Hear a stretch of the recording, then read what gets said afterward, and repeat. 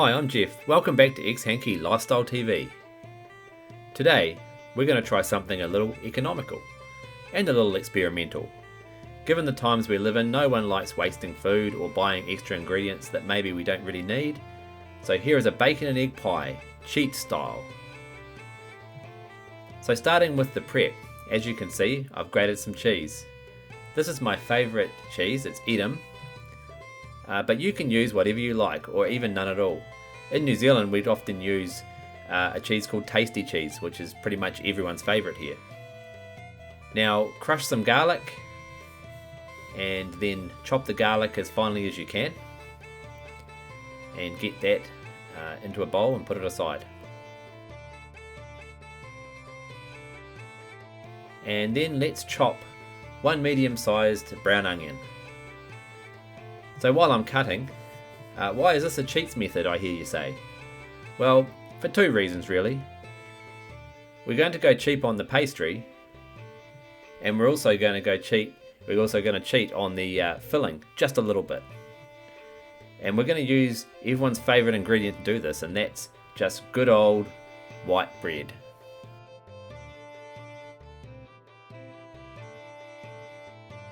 So get those onions and put them aside. Anyway, no bacon and egg pie will be complete without having at least some bacon, right? So get around 250 grams of bacon, usually rasher bacon, and slice that thoroughly and put that aside. So now for the magic economy saving ingredient, good old white bread. This is a loaf of my favourite. It's thickly sliced white bread from a bakery we have in Christchurch here called Copeland's or Copeland's. It's very soft and it's very economical, and it's head and shoulders above the big expensive brands. So I recommend you try it if you're ever in town. So first I've cut off the crusts, and so just leaving the slices without the crusts. Put the crusts aside, we'll save those for later. Now I'm rolling out the soft white bread slices, and I'm going to form our cheats pastry from this, as you can see.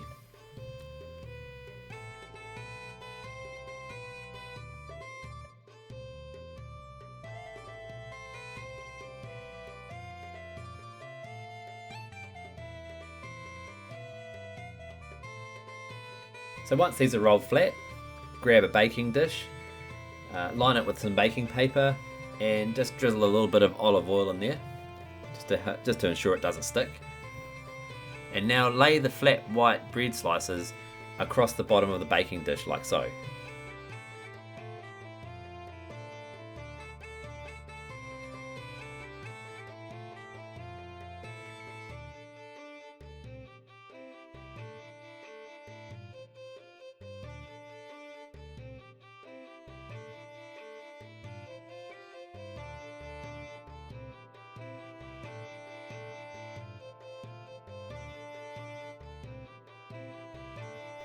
Now I know this looks a little bit messy, but the upside is you don't need to buy any pastry.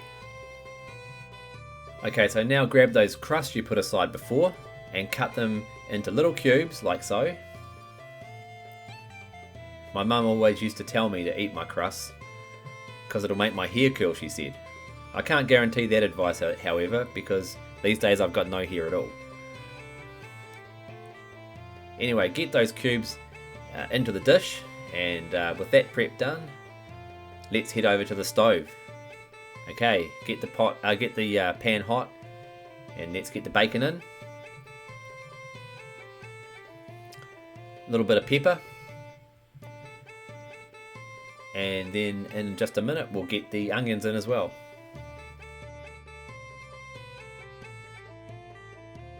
So that's the onions with the garlic. So we've got bacon, onions and garlic frying away on the go. So let's let that fry. And we will head over to the bench again.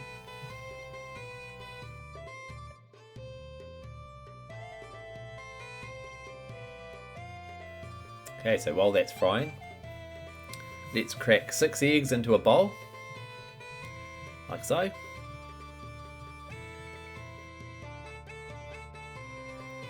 dash of milk, a little bit of salt, and then beat it with a fork. I always find beating eggs with a fork is much better than any other method, so yeah, use a fork, it's always good. As a little bit of a surprise ingredient, I had a few mushrooms in the fridge, so I thought, well, we'll slice those up as well. So get those sliced up, and then we'll start to assemble the pie. Start by sprinkling the chopped mushrooms over the bread crust, followed by the bacon and onion that we've been frying on the stove. Make sure it's all nice and evenly spread. Then add the cheese, spread it out nice and evenly. And finally, let's get that egg mixture into the dish, and just make sure you distribute that as evenly as you can.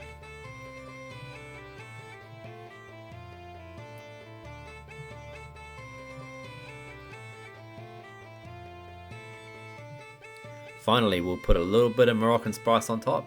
That's entirely optional. And there you have it. So we'll get that into the oven, probably for about 35 to 40 minutes, around 180 degrees Celsius. But you can watch it as it cooks and cook it as much as you think you need.